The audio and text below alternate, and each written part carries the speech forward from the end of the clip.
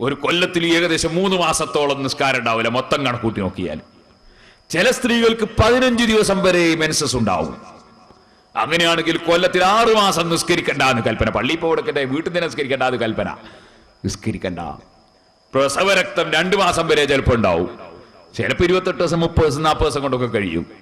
ചിലപ്പോൾ 1 സെക്കൻഡ് കൊണ്ടും കഴിയും. ചിലപ്പോൾ 2 മാസം വരെ ഉണ്ടാവും. അപ്പോ ഒരു പ്രസവിച്ച സ്ത്രീക്ക് 2 മാസം നിസ്കാരം വേണമെന്ന് കൽപ്പന. ഇവിടെ ഒക്കെ ഇല്ലേ അതേ ചോദ്യം, എന്താ ഹൈദുള്ള സമയത്ത് പെണ്ണുങ്ങൾ നിസ്കരിച്ചാൽ കുഴപ്പം?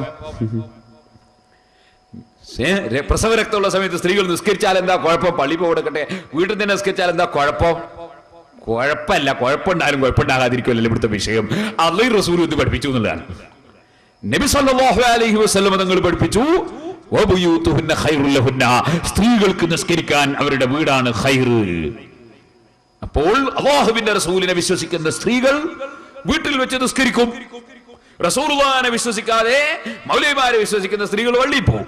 റസൂലുള്ളാഹിനെ വിശ്വസിക്കുന്ന സ്ത്രീകൾ പള്ളിയിൽ നിന്ന് പോവില്ല, അവർ വീട്ടിൽ നിസ്കരിക്കും. കാരണം അതാണ് ഖൈർ എന്ന് നബി സല്ലല്ലാഹു അലൈഹി വസല്ലം പറഞ്ഞിട്ടുണ്ട് എന്ന് ഞാൻ അവിടെ വെച്ച് വിശദീകരിച്ച് പറഞ്ഞു. ഇതിനേക്കാൾ കൂടുതൽ വിശദീകരിച്ചിട്ടുണ്ട്, അവിടെ അതിന്റെ വേദിയാണ്. ഇവിടെ അതല്ലല്ലോ പറഞ്ഞു വരുന്നത്. ഇവിടെ സ്ത്രീകളോട് പറയട്ടെ, നിങ്ങൾ കൃത്യമായി 5 വഖത്ത് നിങ്ങളെ വീട്ടിൽ വെച്ച് കൃത്യമായി നിസ്കരിക്കണം. മെൻസസ് ഉള്ള സമയത്ത് നിസ്കാരം പാടില്ല, പ്രസവരക്തമുള്ള സമയത്ത് പാടില്ല. അതല്ലാത്ത സമയങ്ങളിൽ കൃത്യമായി ഉമ്മമാരെ നിങ്ങൾ നിസ്കരിക്കണം. നിസ്കാരം കൈയൊഴിക്കാൻ പാടില്ല. ചില സ്ത്രീകൾക്ക് മെൻസസിന്റെ പുറമെ രോഗം കാരണത്താൽ ബ്ലീഡിംഗ് ഉണ്ടാകുന്ന സ്ത്രീകളുണ്ട്. ആ സമയത്ത് അവർ നിസ്കരിക്കണം. അതെങ്ങനെ നിസ്കരിക്കണം എന്നത് നിങ്ങൾ പണ്ഡിതന്മാരോട് ചോദിച്ച് മനസ്സിലാക്കണം. അതിൽ പല വിധത്തിലുള്ളവരുണ്ട്, പല നിയമങ്ങളുണ്ട്. അതിൽ നേരത്തെ മെൻസസ് ഉണ്ടായി പതിവുള്ളവരുണ്ട്, അതുപോലെ പതിവില്ലാത്തവരുണ്ടാകാം. ചില സ്ത്രീകൾക്ക് നേരത്തെ മെൻസസ് ഉള്ള പീരീഡ് എപ്പോഴാണ് തുടങ്ങുന്നത്, എപ്പോഴാണ് അവസാനിക്കുന്നതെന്ന് ഓർമ്മയുള്ളവരുണ്ടാകാം, ഓർമ്മയില്ലാത്തവരുണ്ടാകാം. അവർക്കൊക്കെ വ്യത്യസ്ത നിയമങ്ങളുണ്ട്. അതുകൊണ്ട് ഞാൻ ഓർമ്മപ്പെടുത്തുന്നു, മെൻസസിന്റെ പീരീഡിനേക്കാൾ അധികം സ്ത്രീകൾക്ക് ബ്ലീഡിംഗ് ഉണ്ടാകുന്നുവെങ്കിൽ അവരാ സമയത്ത് നിസ്കരിക്കൽ നിർബന്ധമാണ്. എങ്ങനെ നിസ്കരിക്കണം എന്നത് മദ്രസകളിൽ പഠിപ്പിക്കപ്പെടുന്നുണ്ട്. ആ മദ്രസയിൽ പഠിച്ചത് ഓർമ്മയില്ലെങ്കിൽ പണ്ഡിതന്മാരോട് ചോദിച്ച് മനസ്സിലാക്കിയവർ നിസ്കരിക്കണമെന്നും, ചോദിക്കാൻ അവർക്ക് മടിയുണ്ടെങ്കിൽ ഭർത്താക്കന്മാര് ചോദിച്ച് മനസ്സിലാക്കി അവർക്ക് പഠിപ്പിച്ചു കൊടുക്കണമെന്നും സാന്ദർഭികമായി ഞാൻ ഉണർത്തുകയാണ്. ഒരു കാര്യം കൂടി എന്റെ ഉമ്മമാരോട് പറയട്ടെ. ഒരു സ്ത്രീയുടെ മെൻസസ് അത് നിൽക്കുന്നത് അസറിന്റെ സമയത്താണെങ്കിൽ, അസറിന്റെ സമയത്താണ് മെൻസസ് നിൽക്കുന്നതെങ്കിൽ ആ സ്ത്രീ കുളിച്ച് വൃത്തിയായി അസർ നിസ്കരിക്കണം. അതിന്റെ പുറമെ അതിന്റെ നേരെ മുമ്പത്തെ ദുഹറും നിസ്കരിക്കണം. ഒരു സ്ത്രീയുടെ മെൻസസ് നിൽക്കുന്നത് ഇശാഇന്റെ സമയത്താണെങ്കിൽ കുളിച്ച് വൃത്തിയായി ഇശാ നിസ്കരിക്കണം. അതിന്റെ പുറമെ ഇശാഇന് മുമ്പുള്ള മഗ്രിബും നിസ്കരിക്കണം. ഇത് കർമ്മശാസ്ത്രപരമായ ഒരു നിയമമാണ്. അതറിയാത്ത സ്ത്രീകൾ മനസ്സിലാക്കി വെക്കണം. അതേ സമയത്ത് സുബ്ഹി ആയതിനു ശേഷമാണ് മെൻസസ് നിൽക്കുന്നതെങ്കിൽ കുളിച്ച് വൃത്തിയായി സുബ്ഹി നിസ്കരിച്ചാൽ മതി. അതിന് മുമ്പത്തെ ഇശാ വേണ്ട. ളുഹർ നിസ്കാരത്തിന്റെ സമയത്താണ് മെൻസസ് നിൽക്കുന്നതെങ്കിൽ കുളിച്ച് വൃത്തിയായി ളുഹറും ളുഹറിന്റെ ശേഷമുള്ളതും നിസ്കരിച്ചാൽ മതി. ളുഹറിന് മുമ്പുള്ള സുബ്ഹി വേണ്ട. മഗ്രിബിന്റെ സമയത്താണ് മെൻസസ് നിൽക്കുന്നതെങ്കിൽ കുളിച്ച് വൃത്തിയായി മഗ്രിബും ശേഷമുള്ള നിസ്കാരങ്ങളും മതി. അസർ നിസ്കാരം നിർവഹിക്കേണ്ടതില്ല. നേരെ മറിച്ച് ഞാൻ ആദ്യം പറഞ്ഞത് മറന്നു പോകണ്ട. അസറിന്റെ സമയത്താണ് മെൻസസ് നിൽക്കുന്നതെങ്കിൽ അതിന് കൂടുതൽ സമയം വേണ്ട. മഗ്രിബ് 6 മണിക്കാണെങ്കിൽ 5:59 5:59 മെൻസസ് നിൽക്കുന്നതെങ്കിൽ കുളിച്ച് മഗ്രിബ് നിസ്കരിക്കണം.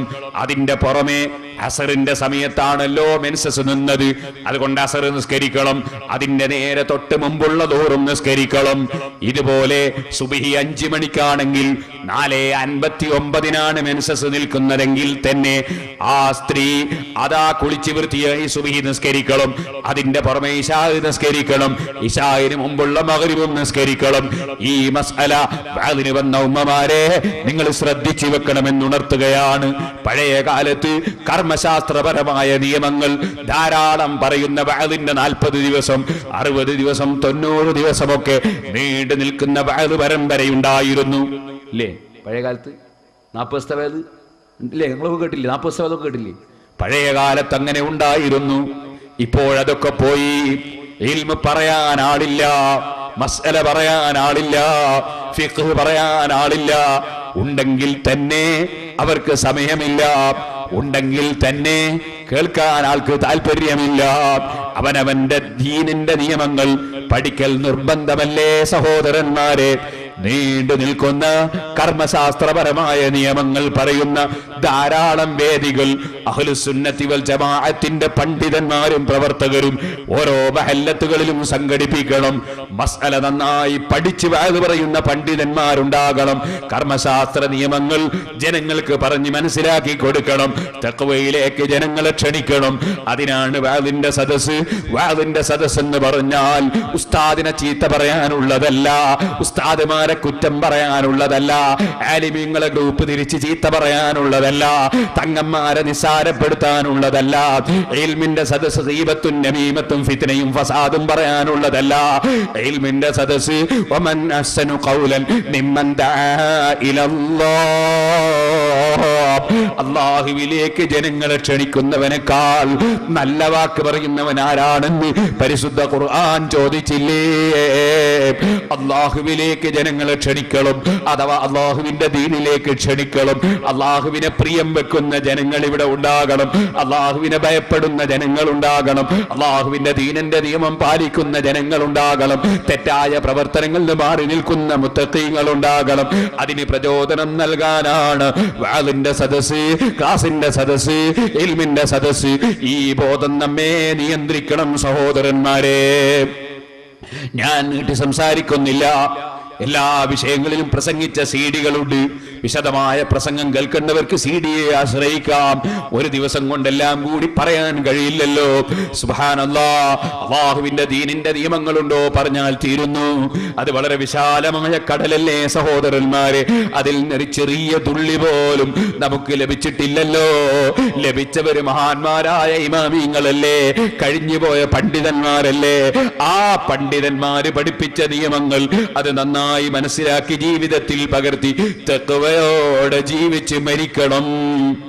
കൃത്യമായി നിസ്കരിക്കണം. എന്റെ ഉമ്മമാരെ, കൃത്യമായി നിങ്ങൾ വീട്ടിൽ വെച്ച് നിസ്കരിക്കണം. നിസ്കാരം ഫർള് മാത്രം പോരാ. സ്ത്രീകളോടും പുരുഷന്മാരോടും എന്നോടും പറയട്ടെ, സുന്നത്ത് നിസ്കരിക്കണം. ഫർള് നിസ്കാരത്തിന് വല്ല ന്യൂനതയുമുണ്ടെങ്കിൽ ആ ന്യൂനത അല്ലാഹു തആല നമുക്ക് ആഖിറത്തിൽ വെച്ച് പരിഹരിച്ച് തരിക സുന്നത്ത് നിസ്കാരം ഉണ്ടാകുമ്പോഴാണ്. അതുകൊണ്ട് സുന്നത്ത് നിസ്കാരങ്ങൾ ധാരാളം ജീവിതത്തിൽ കൊണ്ടുവരണം. അതിന് മടിയന്മാരാകരുത്. നമ്മൾ വളരെയേറെ ശ്രദ്ധിക്കണം. നമ്മുടെ നിസ്കാരത്തിന് ന്യൂനതയുണ്ടെന്ന് ഞാൻ പറയേണ്ടതില്ല. നിസ്കാരത്തിൽ കടന്നതിന് ശേഷം നമ്മുടെ മനസ്സിൽ എന്തൊക്കെ വേണ്ടാത്ത വിചാരം വന്നു, എന്തെല്ലാം വികാരം വന്നു, ആ നിസ്കാരം ന്യൂനതയുള്ളതല്ലേ.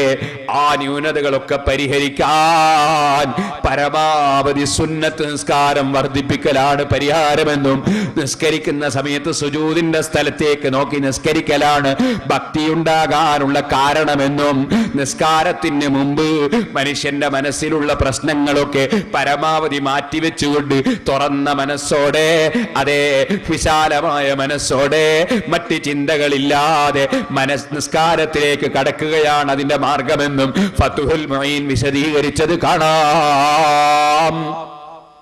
മലമൂത്ര വിസർജനം നടത്തേണ്ടവൻ അത് കഴിഞ്ഞിട്ടേ നിസ്കാരത്തിന് വരാവൂ. ഭക്ഷണത്തിന് വിശക്കുന്നവൻ ഭക്ഷണം കഴിച്ചിട്ടേ നിസ്കാരത്തിന് വരാവൂ. കാരണം നിസ്കാരത്തിൽ ഭക്ഷണത്തിന്റെ ചിന്ത, അതുപോലെ തന്നെ വിസർജനത്തിന്റെ ചിന്ത, അത്തരം ചിന്തകൾ വരാതിരിക്കാൻ മനസ്സ് ഫറാഗോടുകൂടി ഹൃദയം മറ്റുള്ള ജോലികളിൽ നിന്ന് ഒഴിവായി നിസ്കരിക്കുന്നതാണ് ഉത്തമം എന്ന് പണ്ഡിതന്മാര് രേഖപ്പെടുത്തിയിട്ടുണ്ട്. എന്നാലും നമ്മുടെ മനസ്സിൽ പലപ്പോഴും വേണ്ടാത്ത വിചാരം വരും. അതിനൊക്കെയുള്ള ഏറ്റവും വലിയ പരിഹാരം സുന്നത്ത് നിസ്കാരം വർദ്ധിപ്പിക്കുക. ഇമാം ഗസാലി റളിയല്ലാഹു അൻഹു പറഞ്ഞു, സുന്നത്ത് നിസ്കരിക്കണം ചെറുപ്പക്കാരും.